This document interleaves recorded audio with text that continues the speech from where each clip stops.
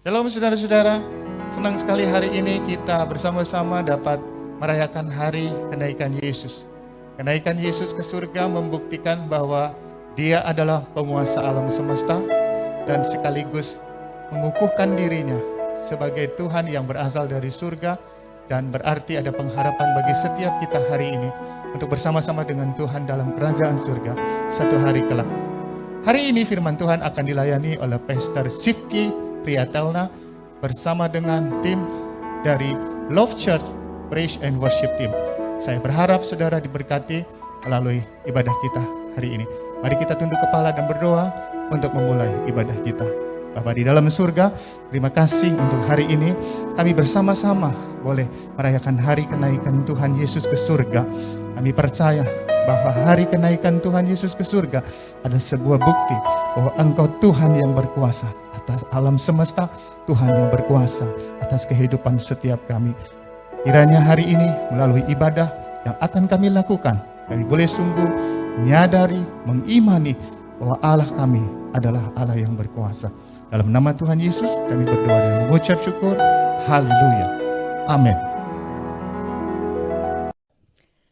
Shalom Jemaat Geoloka Indah. Shalom. Apa kabar semuanya? Kita percaya pasti kita semua dalam perlindungan Tuhan dan kebaikan Tuhan. Haleluya. Hari ini kita mau merayakan hari kenaikan Tuhan Yesus. Hari yang megah di hadapan Tuhan. Kita akan memuji, memuliakan Tuhan. Amin. Kita merayakan kebaikan Tuhan dan Tuhan kita yang dahsyat dan luar biasa. Mari kita berdoa, kita satukan hati kita. Kita mau memulai ibadah kita pada hari ini. Bapa dalam surga, Tuhan Yesus Kristus, kami mengucap syukur atas kebaikan-Mu Tuhan. Kami bersyukur, kami menyembah Allah yang hidup, Tuhan yang dahsyat dan luar biasa. Tuhan Yesus, Engkau mati, bangkit, dan Engkau naik ke surga Tuhan. Tidak ada yang seperti Engkau Tuhan. Dan pada hari ini, di tengah-tengah apapun persoalan kami, apapun yang kami hadapi di tengah-tengah pandemi ini, kami memutuskan untuk kami tetap bersuka cita di dalam Tuhan. Dan kami memutuskan untuk memuliakan Tuhan. Haleluya. Dan biar kiranya Roh-Mu yang kudus itu menyertai kami, mengambil alih setiap hati kami pada hari ini. Terima kasih ya Tuhan, kami siap memuji Engkau hanya di dalam nama Tuhan Yesus Kristus. Kami berdoa, kami mengucap syukur. Haleluya, amin, amin. Haleluya. Siap memuji Tuhan? Amin. Amin. Mari jemaat Tuhan yang percaya bahwa Yesus hidup, kita nyanyikan pujian ini dengan segenap hati. Haleluya.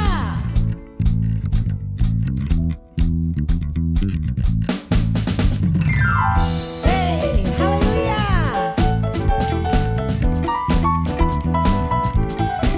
Tuhan Yesus baik, amin. Teramat baik dalam hidup kita dan Dia layak terima segala pujian kita. I know He rescued my soul. His blood has covered my sin. I believe.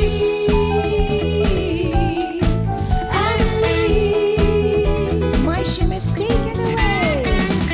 My shame is taken away. My pain is healed in His name. I believe. Mari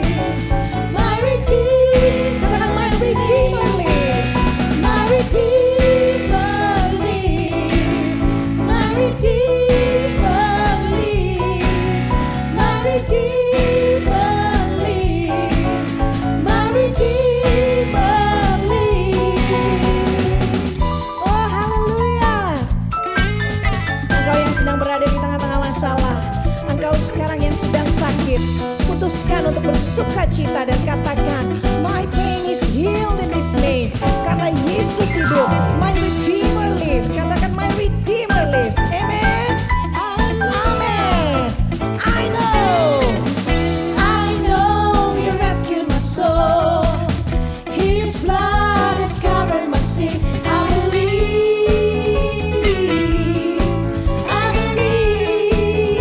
Yes, I believe, Lord. My shame is taken away. We are free now. My pain is Yeah. healed in His name. I believe. There is power in Jesus' name. I believe. Yang percaya, mari angkat tanganmu, katakan, I'll raise a banner. I'll raise a banner. Oh, 'cause my Lord has conquered the grave. My Redeemer lives. My Redeemer lives. My Redeemer lives.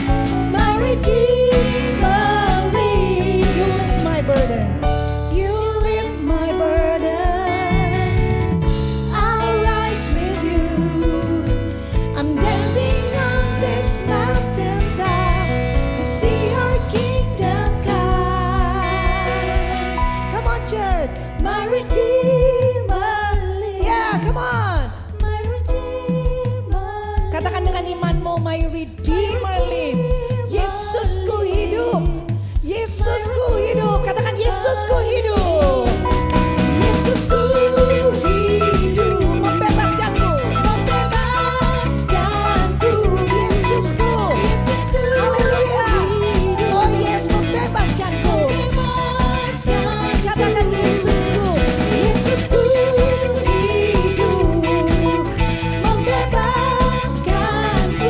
Yesusku hidup. Yesusku hidup, membebaskanku. Haleluya, Dia hidup. Amin. Yesus hidup. Amin. Amin. Haleluya, jemaat Tuhan. Mari kita bersuka karena hari ini hari di mana Tuhan Yesus naik ke surga, membuktikan bahwa Dia dahsyat dan kita akan bersuka di dalamnya. Amin. Mari jemaat Tuhan, katakan, hari ini harinya Tuhan. Hari ini harinya Tuhan, mari kita bersukaria. Hari ini harinya Tuhan, mari kita Oh, hari bersukaria. ini. Hari ini harinya Tuhan, mari kita bersukaria. Hari ini harinya Tuhan. Hari ini harinya Tuhan, Dan kami mau bersuka di dalamnya. bersukaria.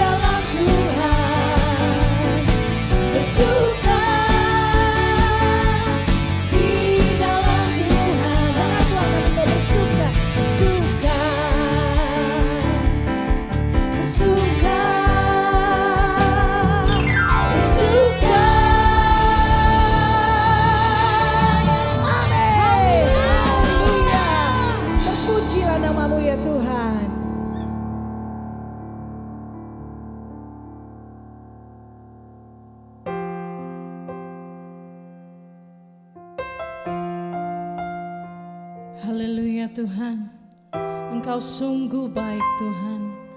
Nama-Mu indah Yesus. Mari jemaat yang dikasihi Tuhan, sama-sama kita mau naikkan pujian ini. Yesus, Kau sungguh baik.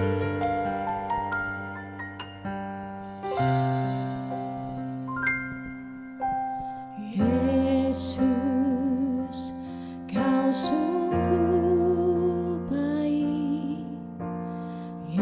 Yesus, nama-Mu indah. Yesus, ku cinta Kau selalu. Ku tinggikan, ku agungkan selamanya. Yesus, Kau sungguh baik. Yesus, nama-Mu indah. Yesus, ku cinta Kau selalu. Ku tinggikan, ku agungkan selamanya. Ku mau memuji-Mu, ku selalu puji-Mu. Ku mau menyembah-Mu, ku selalu sembah-Mu. Kau yang layak terima semua pujian, kemuliaan hanya bagi Tuhan. Sebab Engkau Allah kami yang baik Tuhan. Yesus, Kau sungguh baik. Yesus, nama-Mu indah. Yesus, ku cinta Kau selalu. Ku tinggikan, ku agungkan selamanya. Ku mau memuji-Mu, ku selalu puji-Mu. Ku mau menyembah-Mu, ku selalu sembah-Mu. Kau yang layak terima semua pujian, kemuliaan hanya bagi Tuhan. Ku mau memuji-Mu, ku selalu puji. Ku mau menyembah-Mu Tuhan, ku selalu sembah-Mu. Kau yang layak terima semua pujian, kemuliaan hanya bagi. Ku mau memuji-Mu Tuhan, ku mau memuji-Mu, ku selalu puji-Mu.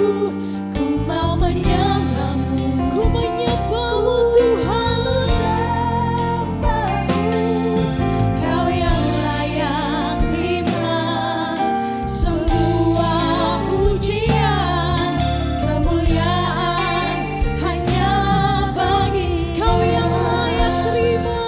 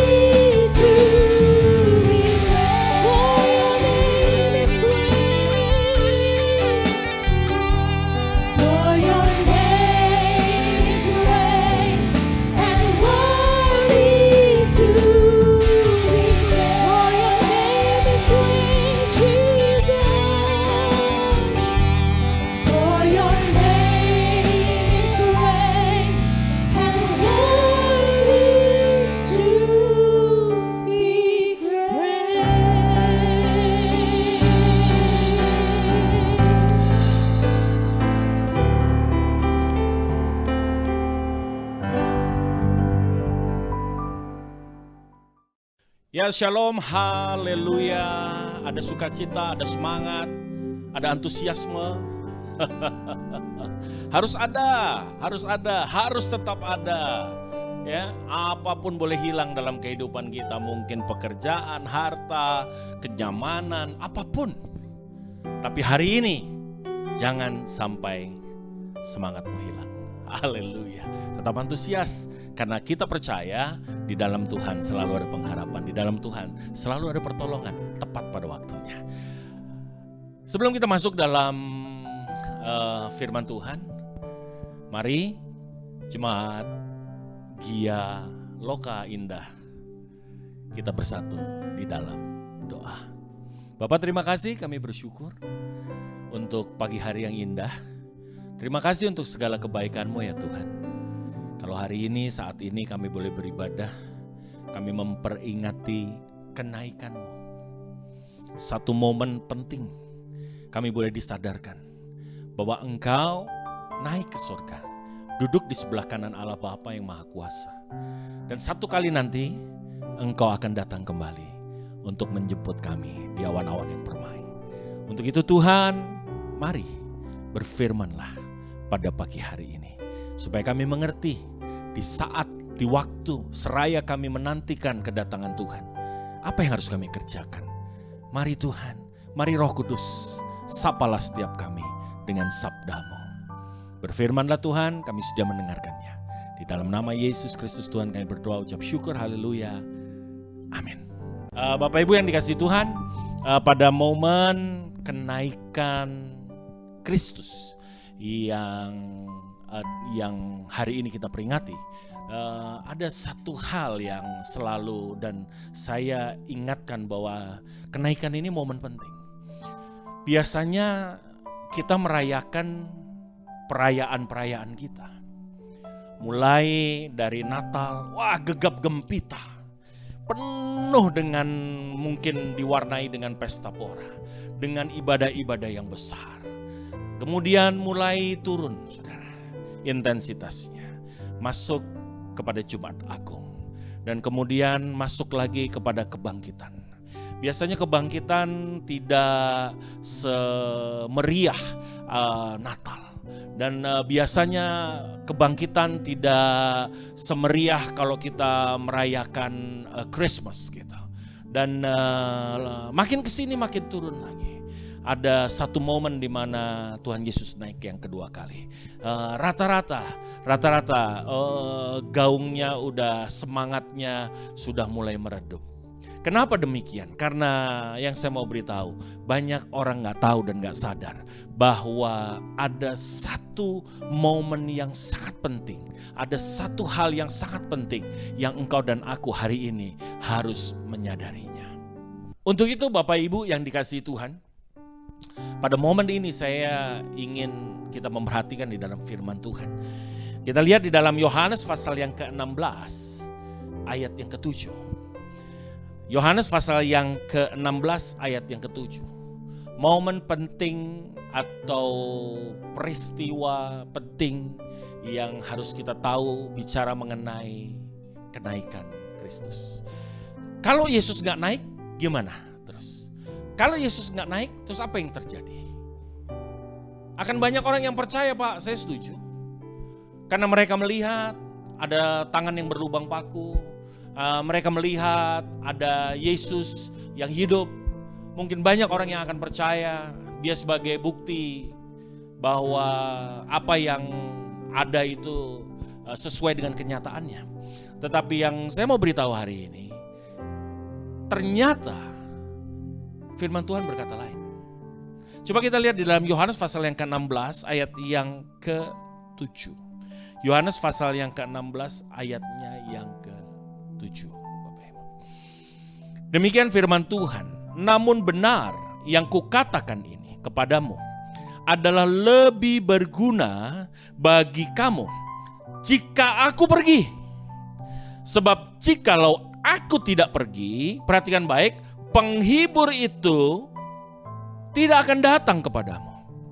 Tetapi jikalau aku pergi, aku akan mengutus dia kepadamu. Ayat yang ke-8. Dan kalau ia datang, ia akan menginsafkan dunia akan dosa, kebenaran, dan penghakiman. Akan dosa, ayat yang ke-9 berkata, karena mereka tetap tidak percaya kepadaku. Ayat yang ke-10, akan kebenaran, karena aku pergi kepada Bapa dan kamu tidak melihat aku lagi. Ayat yang ke-11, akan penghakiman, karena penguasa dunia ini telah dihukum. Yang berbahagia mereka yang mendengarkan firman dan memelihara di dalam kehidupan saudara sehari-hari. Bapak Ibu yang dikasihi Tuhan, yang pertama, Yesus harus naik. Apa yang penting dari kenaikan Yesus? Karena ada transisi, ada satu momen di mana pertukaran antara Kristus dengan Roh Kudus, Bapak Ibu. Lebih baik aku pergi. Supaya apa? Supaya Roh Kudus itu turun. Itu yang buat saya ini sangat menarik. Kenapa demikian penting? Kenapa demikian momen ini harus kemudian hari ini kita peringati? Harus. Supaya engkau dan aku menyadari apa sih sebetulnya dalam rangkaian penyelamatan. Mulai dari kelahiran, karyanya, pengajarannya, kematiannya di kayu salib, kebangkitan, kenaikan, dan nanti ditutup dengan turunnya Roh Kudus. Ini satu rangkaian yang gak bisa dipisah, satu rangkaian yang sama penting. Tidak ada satu yang lebih penting daripada yang lain. Ada makna tersendiri yang harus engkau sadari pada hari ini, Bapak Ibu yang dikasihi Tuhan. Nah, hari ini yang pertama, kalau Yesus gak naik, kenapa? Roh Kudus gak turun. Kalau Roh Kudus gak turun, gimana? Maka di dalam dunia ini tetap ada di dalam kegelapan. Karena Roh Kudus akan menginsyafkan dunia ini akan dosa, kebenaran, dan penghakiman. Ada karya daripada Roh Kudus, ada rencana Bapa dengan hadirnya Roh Kudus di dalam kehidupan kita, di dalam dunia ini. Itu yang harus terjadi, itu yang penting dan itu harus digenapi. Oleh sebab itu Tuhan Yesus bilang, saya harus pergi. Lebih baik aku pergi. Supaya apa? Supaya penghibur itu turun kepadamu dan kepadaku. Supaya dunia ini dimenangkan. Supaya dunia ini diubahkan. Supaya dunia ini mengenal keselamatan, mengenal kebenaran, mengenal dan diinsyafkan daripada dosa. Itu momen pentingnya. Oleh sebab itu, kenaikan Kristus penting untuk kita peringati. Kalau Roh Kudus gak turun, kalau Roh Kudus tidak hadir, apa yang terjadi? Dunia stay di dalam kegelapan. Karya keselamatan dikerjakan oleh Kristus Yesus Tuhan. Tetapi itu bukan pekerjaan satu momen. Itu bukan pekerjaan satu kali. Terus. Saudara bisa bayangkan seandainya Roh Kudus gak turun. Maka satu-satunya pendeta itu namanya Yesus, saudara. Saya gak bisa jadi pendeta. Pendeta-pendeta hari ini gak ada. Hamba-hamba Tuhan gak ada. Kenapa? Karena kita bekerja, kita melakukan pelayanan ini di-empower oleh Roh Kudus. Kita menyelami naskah-naskah kitab suci kita itu karena kita diterangi oleh hikmat daripada Roh Kudus. Kalau Roh Kudus gak turun, gak ada pendeta, satu-satunya Yesus namanya. Anda bisa bayangin, bikin ibadah 100 tahun sekali, Anda baru bisa dapat jadwal pendeta Yesus Kristus namanya. Tidak ada multiplikasi, tidak ada pelayanan.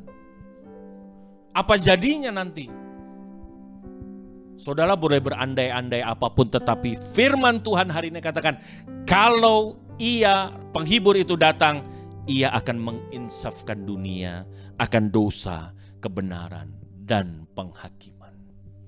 Insyaf itu artinya apa? Insyaf itu artinya mengerti, menyadari, terbuka pikirannya. Oleh sebab itu Bapak Ibu yang dikasihi Tuhan,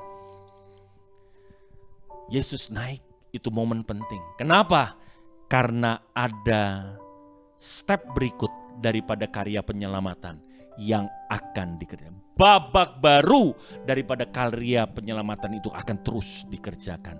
Dan dunia ini, sampai dunia ini dimenangkan untuk kemuliaan Tuhan. Haleluya. So then, bagaimana caranya? Bagaimana Roh Kudus bekerja menginsyafkan mereka? Menginsyafkan dunia ini. Coba colek kanan kiri saudara, bilang, melalui kamu. Bilang, melalui kamu.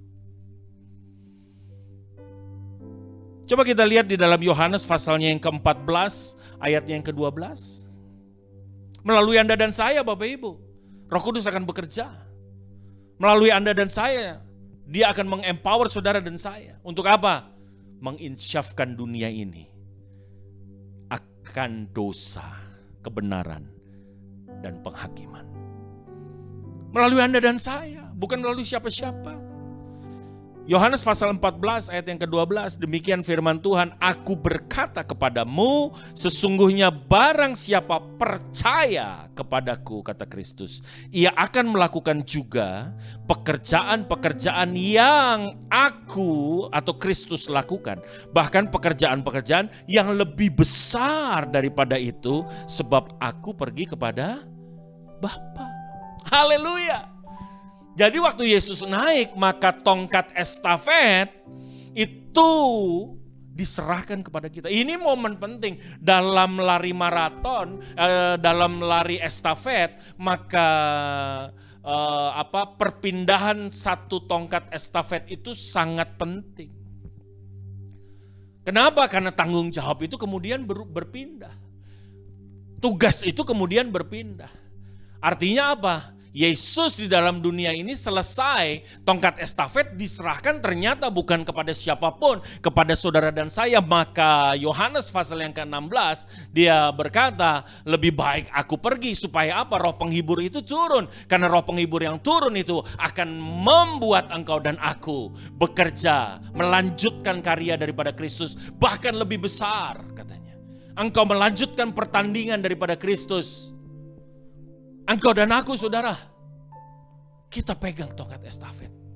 Ini penting untuk saya hari ini beritakan kepada saudara. Supaya engkau tahu tanggung jawabmu di dalam dunia ini. Supaya engkau tahu apa yang engkau harus lakukan sementara waktu engkau ada di dalam dunia ini. Karena hari ini banyak sekali orang terlena di dalam dunia ini. Hari ini banyak sekali orang anak-anak Tuhan tidak menyadari apa yang harus dia kerjakan. Apa tugas dia di dalam dunia ini. Saya mau beritakan hari ini, tongkat estafet ada padamu. Ada padamu dan ada padaku. Ada pada setiap kita. Tongkat estafet diberikan waktu Yesus naik, tongkat estafet diberikan Bapak Ibu. Sadarkah engkau itu? Sadarkah hari ini engkau sedang pegang tongkat estafet daripada Kristus? Sadarkah engkau itu? Atau engkau sedang melakukan dan mengerjakan sebatas apa yang kau suka, sebatas apa yang kau mau, sebatas kebutuhan-kebutuhanmu? Bapak Ibu yang dikasihi Tuhan, hari ini Bapak Ibu, di momen kenaikan ini, saya mau menyadarkan, tongkat estafet ada pada saudara dan saya. Colek lagi sebelahnya, bilang, masih ada gak? Jangan-jangan tongkat estafetnya udah hilang. Karena lupa naro. Karena kita lupa. Tongkat estafet pegang terus. Ayo, dan hari ini kesimpulan saya adalah seperti beberapa khotbah saya selalu berkata, hidup ini confirm adalah sebuah pertandingan yang kau harus menangkan. Pertandingan yang engkau harus menangkan, Bapak Ibu. Dan doa saya, momen kenaikan menyadarkan kepada kita bahwa engkau dan aku harus keluar lebih dari orang yang menang. Orang yang menang gimana sih, Pak? Yang mobilnya 8, yang mobilnya 10, yang Ferrarinya banyak di garasi. Itu yang hari ini sedang ada di YouTube. Itu yang hari ini sedang ada di medsos, di mana mereka sedang jor-joran untuk memperlihatkan betapa kayanya mereka. Oh, si ini YouTuber ini 23 miliar. Oh, yang ini lagi bingung karena penghasilannya 100 miliar per bulan. Anak Tuhan mulai lihat kanan kiri, mulai bingung. Banyak hamba Tuhan kemudian juga mulai bingung, mulai gak fokus, saudara. Mulai kehilangan, mulai letakkan tongkat estafetnya, mulai jalan ke sana ke sini. Hari ini berita dari kenaikan Kristus adalah stay in your race track. Stay in your race track, saudara. Berlari. Teruskan apa yang Yesus pernah lakukan. Dan engkau akan mengerjakannya. Firman Tuhan katakan lebih besar. Kenapa lebih besar? Karena ada Roh Kudus yang hari ini bersama dengan saudara. Dan dia turun sewaktu Yesus Kristus naik ke surga. Tongkat estafet ada pada saudara. Roh Kudus bersama dengan saudara. Hari ini lari. Menangkan pertandingan. Bagaimana caranya supaya kita menang di dalam pertandingan? Kita buka di dalam 1 Korintus pasal yang ke-9. 1 Korintus pasal yang ke-9 ayat yang ke-24. 1 Korintus pasal yang ke-9 ayat yang ke-24. Yang pertama, bagaimana kita bisa memegang tongkat estafet Tuhan, meneruskannya dan kita menang sampai garis finish. Bukan hanya sampai garis finish, tetapi kita keluar lebih daripada orang yang menang. Orang yang menang adalah mereka-mereka yang sampai pada garis finish dan melakukan pekerjaan-pekerjaan Kristus, bahkan lebih besar. Saudara boleh punya rumah 19, saudara boleh punya Ferrari 32, saudara boleh punya yacht, saudara boleh punya pesawat pribadi. Tetapi saya mau beritahu, kalau hidupmu gak ada gunanya buat Tuhan dan buat sesama, maka saya mau beritahu, itulah hidup orang-orang yang kalah, saudara. Karena kalau kita bicara mengenai dunia ini, maka satu kali nanti saudara harus sadar bahwa dunia ini pasti engkau akan tinggalkan. Maka gak salah kalau firman Tuhan berkata lebih baik di rumah duka daripada di rumah pesta. Karena di rumah duka kita paling tidak disadarkan bahwa dunia ini tidak kekal adanya. Bahwa uang kita tidak kekal adanya. Bahkan uang kita, jabatan kita, network kita, koneksi-koneksi kita tidak kemudian bisa membuat kita tetap hidup selamanya di dalam dunia ini, Bapak Ibu. Hari ini berita kenaikan Kristus adalah tongkat estafet berpindah di tanganmu hari ini. Maka fokuslah, stay in your race track. Terus berlari. Lanjutkan apa yang Yesus kerjakan. Lanjutkan lari sampai engkau mencapai garis finish. Bukan hanya finish, tetapi doaku engkau lebih dari orang yang menang. Yang pertama, bagaimana caranya supaya engkau menerima dan merebut trofi yang ada? Yang pertama ayat 24, 1 Korintus 9 ayat 24. Tidak tahukah kamu bahwa dalam gelanggang pertandingan semua peserta turut berlari, tetapi bahwa hanya satu orang saja yang mendapat hadiah. Karena itu larilah begitu rupa sehingga kamu memperolehnya. Yang pertama Bapak Ibu, apa yang kau harus lakukan? Bagaimana caranya supaya kita bisa keluar menjadi lebih daripada pemenang? Yang pertama, sadar. Katakan sama saya, sadar. Colek kanan kiri bilang, sadar. Sadar apa? Sadar bahwa hidup kita adalah pertandingan. Kita ini banyak orang ini nggak sadar bahwa kita ini sedang berpacu, bahwa kita ini sedang bertanding. Sehingga hari ini kita nggak lari begitu rupa. Sehingga hari ini kita itu tidak kemudian berhati-hati dengan hidup kita. Sehingga hari ini kita tidak memperhatikan peraturan-peraturan pertandingan. Sehingga hari ini kita dengan sangat mudah keluar ke kanan dan ke kiri. Karena kita nggak tahu, kita nggak sadar. Berlari begitu rupa. Ngomongnya berlari. Tapi banyak dari kita ambil tongkat estafetnya ditinggal, di race track dia jalan kaki. Lihat kanan kiri. Waktu ada orang teprokin dia, dia malah lambaikan tangan kayak udah jadi pemenang.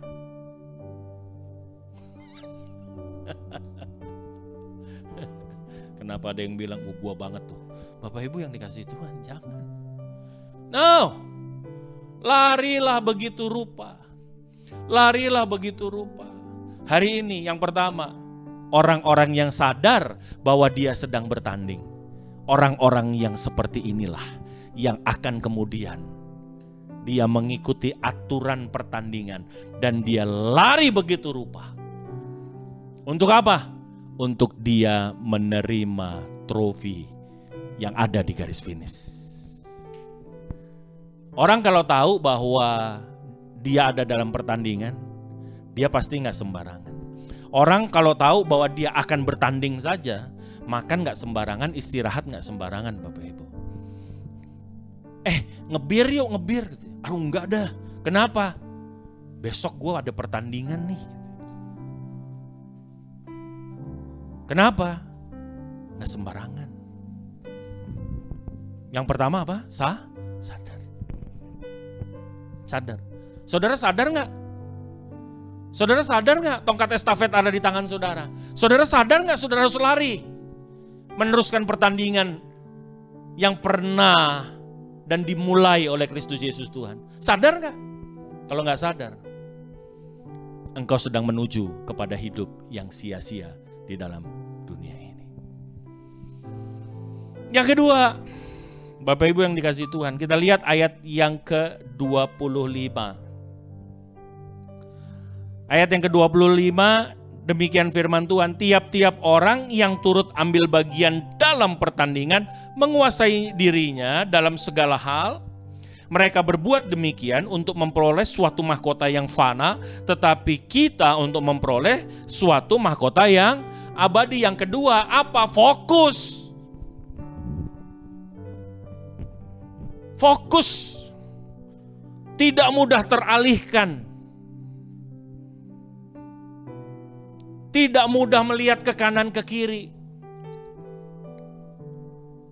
Kalau orang lagi bertanding, di sebelah jalan pertandingan, mau di situ ada tukang bajigur, tukang cendol, tukang gorengan, tukang gado-gado.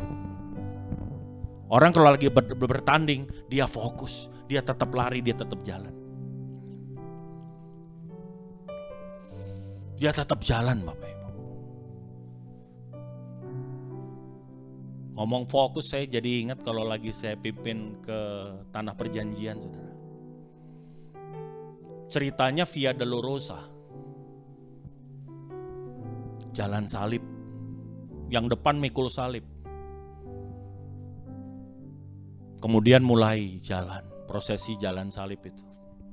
Begitu jalan, Via Dolorosa yang sekarang ini, jalanannya itu kita ngelewatin pasar-pasar dan di situ kanan kiri banyak souvenir.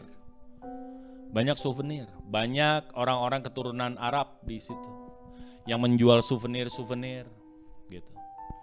Biasa peserta gitu. Saya lihat jalan salib, ada yang nangis. Begitu lagi nangis, tiba-tiba dari sebelah gini keluarin dompet $3 for $5 gitu. Lihat sebelah. Saya pikir fokus, enggak, nengok saudara. No, $4 for $5. Masih nawar saudara. Kenapa? Karena orang ini gak fokus. Kalau dia tahu dia lagi jalan salib, mau ada orang nawarin apa kek, dia gak peduli. Gak peduli, saudara. Ini enggak jalan salib yang di depan udah demikian konsentrasinya, bawa salibnya, mikul salibnya di belakang. Tawar-tawaran souvenir, Tuhan Yesus, ampuni mereka Tuhan. Waduh, cuman saya bilang ya ampun, ya beginilah. Sama. Kalau Anda tidak tahu, tidak sadar bahwa engkau ada dalam pertandingan, engkau tidak akan fokus. Kalau engkau enggak fokus di dalam pertandingan, engkau akan mudah distracted. Beralih. Pandanganmu beralih. Beralih kepada hal-hal yang menarik. Lagi lari lapar. Di sebelah ada tukang gado-gado, tukang ketoprak. Dia berhenti, saudara. Pesen cabai 2, buset. Bapak Ibu yang dikasih Tuhan.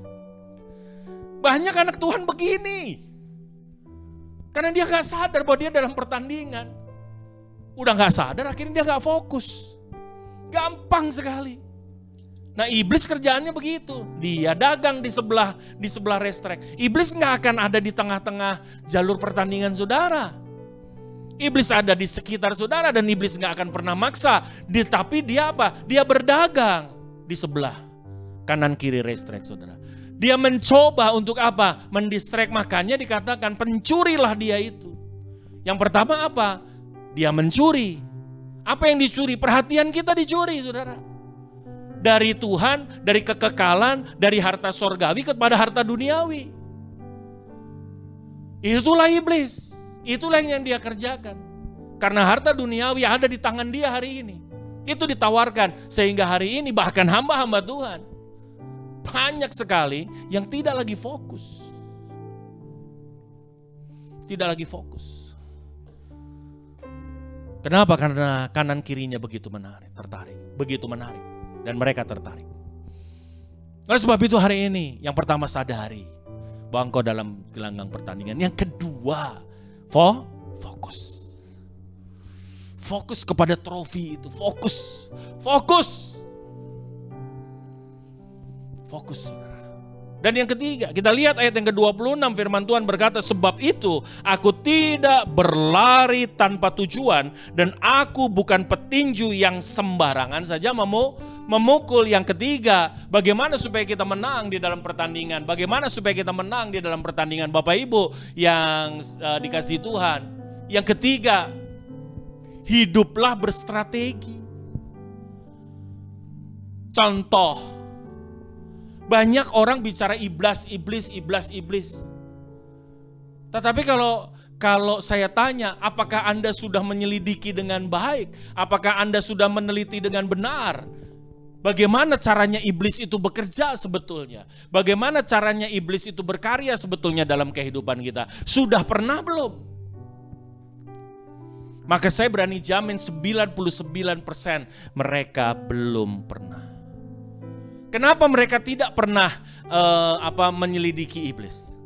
Mereka tidak pernah tertarik dengan cara kerjanya. Sehingga hari ini banyak orang Kristen, orang-orang percaya yang salah fokus di dalam menangani iblis. Kita fokus sama hal-hal yang disajikan di TV-TV, bicara mengenai tempat angker lah. Iblis yang muncul hanya hantu, kesurupan, manifestasi, hanya itu. Dan banyak hari ini pengajaran-pengajaran yang sangat mengagung-agungkan itu iblis. Seolah-olah iblis itu hebat banget. Roh-roh jahat itu hebat banget. Padahal saya mau beritahu, kalau engkau anak Allah, engkau punya exousia, otoritas kuasa sebagai anak Allah. Kalau engkau percaya Kristus. Dan otoritas itu membuat engkau jauh lebih berkuasa daripada iblis, Bapak Ibu. Kalau cuman soal hantu, roh jahat, it's a very easy enemy. Kenapa? Karena engkau dan aku memiliki otoritas sebagai anak Allah. Hardik mereka dan mereka akan pergi. Firman Tuhan berkata itu.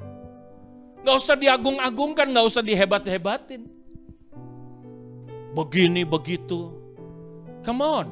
Jangan fokus sama itu. Yang lebih berbahaya adalah iblis yang hari ini bermain di dalam pikiran kita. Yang persuasif. Iblis yang mendatangi Yesus. Itu adalah iblis yang paling berbahaya. Itu adalah iblis yang paling kuat. Kenapa saya katakan seperti itu? Karena gak mungkin iblis mengirim kopral-kopralnya. Gitu. Prajurit-prajuritnya, pion-pionnya hanya waktu dia untuk menghadapi juru selamat Kristus Yesus. Nggak mungkin dia datang dengan full power. Yesus dalam kemanusiaannya. Yesus dalam kemanusiaannya. Ini saatnya dan ini waktunya aku bisa mengalahkan dia. Dalam keilahiannya, Yesus hanya berkata, "Hei, enyah kau iblis." Selesai Bapak Ibu. Tapi dia datang. Apa yang dia lakukan? Dia persuasif. Dia bukan, yang datangin Yesus bukan genderuwo Pak. Bukan sundel bolong Bapak Ibu. Bukan kuntilanak. Tapi itu yang hari ini kita fokus. Itu hari ini yang seolah-olah kita mau unjuk kesaktian. Seolah-olah itulah persoalan iblis sesungguhnya. No. Kenapa kita bisa tertipu dengan beginian? Karena tadi kita tidak hidup berstrategi. Iblis, dia bermain dengan kebutuhan hidupmu, dia bermain dengan keangkuhan dan harga dirimu, dia bermain dengan apa? Dengan keinginanmu akan harta dunia dan kemuliaannya. Iblis yang 2000 tahun yang lalu mencobai Yesus, iblis yang sama hari ini ada di sekitar saudara. Dia berdagang, dia berjualan di sekitar racetrack saudara. Oleh sebab itu sadar engkau sedang bertanding. Yang kedua fokus. Dan yang ketiga ingat strateginya. Oh, kalau Anda tahu, oh ini strategi. Ini strategi iblis. Waktu kita sedang melayani, wah dikirimlah agen-agennya iblis. Untuk apa? Untuk mengacau, untuk memfitnah, untuk melakukan banyak hal, untuk mempersulit. Segala macam akan dilakukan. Saya mau beritahu, saya cuma bilang ini strategi. Strategi iblis untuk menghancurkan kita. Apa yang diganggu? Kebutuhan perut kita diganggu. Apa yang diganggu? Pride kita diganggu. Harga diri kita. Apa yang diganggu Bapak Ibu? Kecintaan kita akan uang. Kecintaan kita akan dunia ini diganggu. Bapak Ibu yang dikasihi Tuhan. Hiduplah dalam strategi yang benar. Belajarlah firman Tuhan dengan benar. Kalau seorang petinju mau bertanding besok, apa yang dia lakukan malam ini? Selain jaga makan, apa yang dia lakukan pada hari-hari sebelum menjelang pertandingan? Jaga makannya, jaga berat badannya, berlatih, endurance-nya ditambah. Tetapi lebih daripada itu, ada yang lebih penting apa? Dia nonton pertandingan musuhnya, calon musuhnya. Supaya apa? Supaya dia tahu strategi daripada musuh ini. Supaya kita juga datang dengan strategi yang tepat. Ayo, jadi orang-orang yang cerdik, tetapi juga jadi orang-orang yang tulus. Dan yang terakhir, yang keempat, kita lihat ayat yang ke-27. Tetapi aku melatih tubuhku dan menguasainya seluruhnya, supaya sesudah memberitakan Injil kepada orang lain, jangan aku sendiri apa? Ditolak. Bapak Ibu yang dikasihi Tuhan. Yang keempat, bagaimana caranya supaya kita bisa menang di dalam pertandingan ini? Kita bisa menang di dalam pertandingan ini kalau kita menguasai diri kita. Penguasaan diri, waktu saya bicara mengenai kemenangan, waktu saya bicara mengenai pertandingan, apa yang harus kita kalahkan? Yang pertama, pertandingan itu adalah pertandingan melawan diri sendiri. Demikian juga di dalam waktu kita sedang bertanding, waktu kita ada di racetrack. Apa yang menjadi lawan utama, apa yang harus dikendalikan, apa yang harus dikalahkan adalah diri sendiri.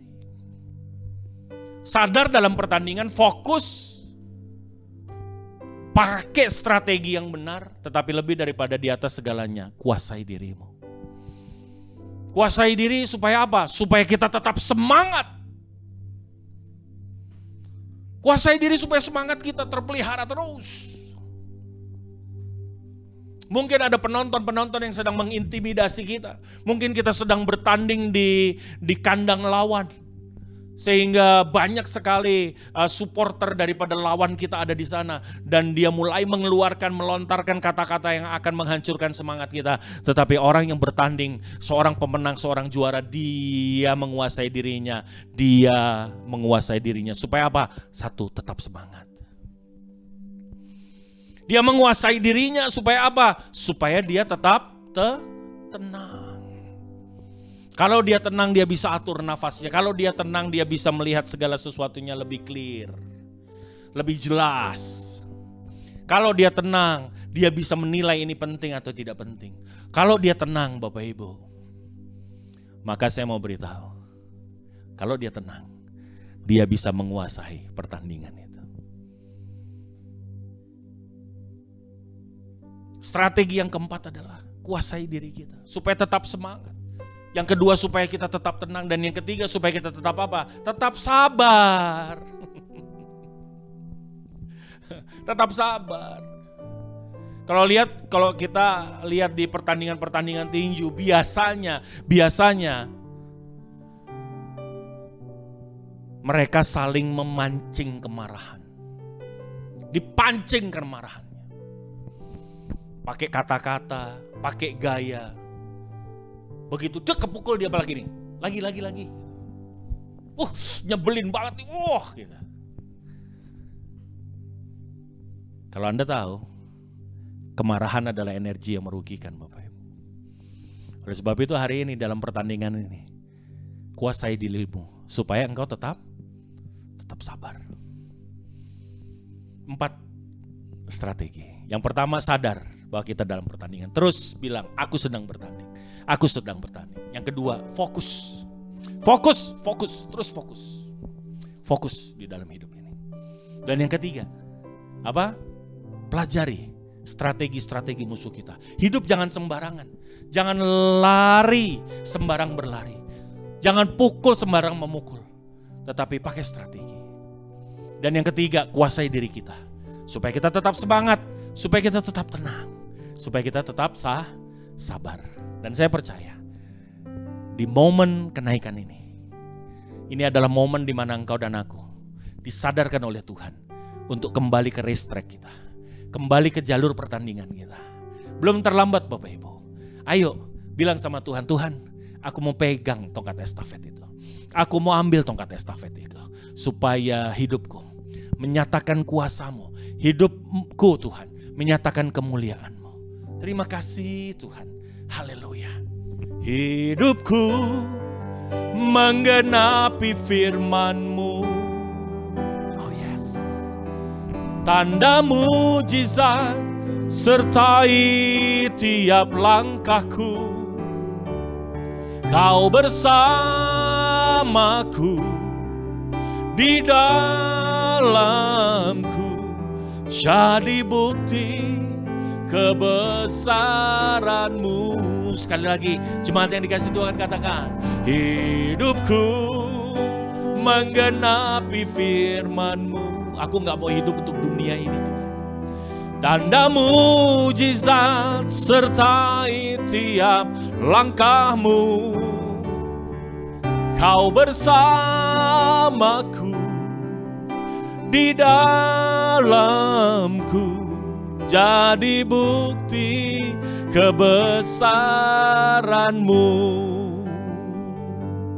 Kau bersamaku di dalamku, jadi bukti kebesaran-Mu. Sekali lagi Bapak Ibu. Kau bersamaku di dalamku, jadi bukti kebesaran-Mu.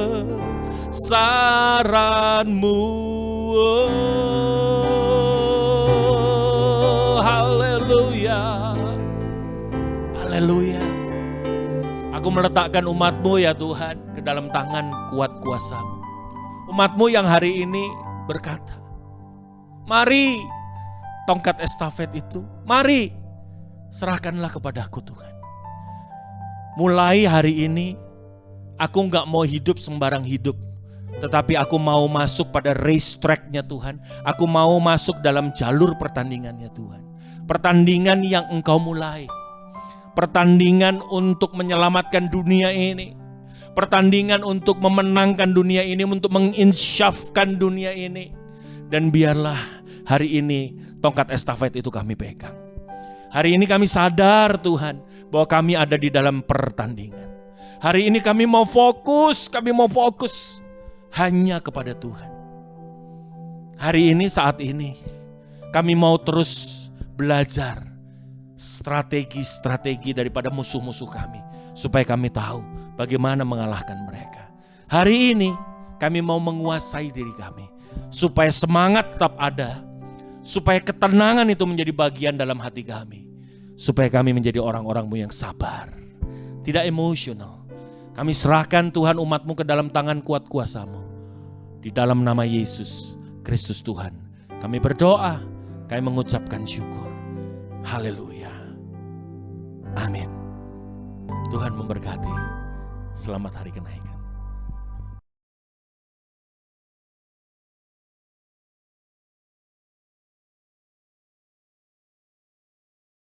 Puji Tuhan, saya percaya saudara-saudara sekalian sudah diberkati melalui ibadah kita hari ini, melalui firman Tuhan yang kita dengar, melalui puji-pujian yang kita naikkan. Kiranya terus membangkitkan setiap pengharapan kita di dalam Tuhan. Mari kita akan akhiri ibadah kita di dalam doa. Bapa kami di dalam surga, terima kasih untuk ibadah kami hari ini, untuk firman Tuhan yang kami dengar, untuk puji-pujian yang kami boleh naikkan di hadapan-Mu. Kami percaya semuanya akan menolong kami untuk tetap percaya dan yakin bahwa surga adalah bagian dari kehidupan kami, bahwa ada pengharapan yang Tuhan sediakan, bahwa ada kemenangan yang Tuhan akan kerjakan bagi setiap orang yang percaya dan selalu berharap kepada-Mu. Terima kasih Tuhan untuk hamba-hamba-Mu yang sudah melayani kami hari ini. Tuhan terus menolong mereka, memberkati kehidupan mereka di dalam setiap pekerjaan, setiap pelayanan yang mereka lakukan. Terima kasih untuk setiap jemaat-Mu yang sudah bergabung di dalam ibadah hari ini. Kami mau akhiri ibadah kami dalam ucapan syukur, mengangkat hati dan kedua tangan kami. Saudara-saudaraku yang kekasih di dalam Tuhan, sekarang mari kita akhiri ibadah kita dalam ucapan syukur kepada Tuhan, dan terimalah berkat Tuhan. Tuhan memberkati dan melindungi engkau, Tuhan menyinari engkau dengan wajah-Nya dan memberikan engkau kasih karunia. Tuhan menghadapkan wajah-Nya kepadamu dan memberikan engkau damai sejahtera di dalam nama Tuhan Yesus, nama di atas segala nama. Kami sudah berdoa dan mengucap syukur. Haleluya. Amin.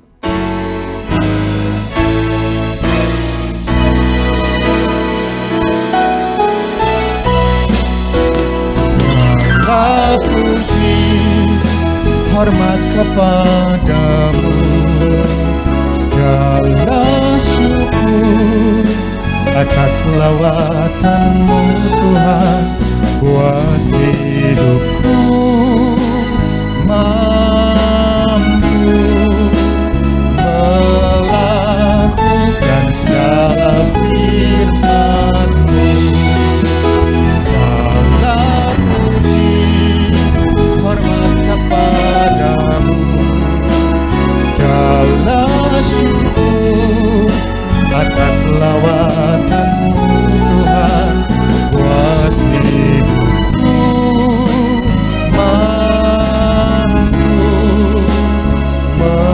Melakukan segala firman-Mu, melakukan segala firman-Mu,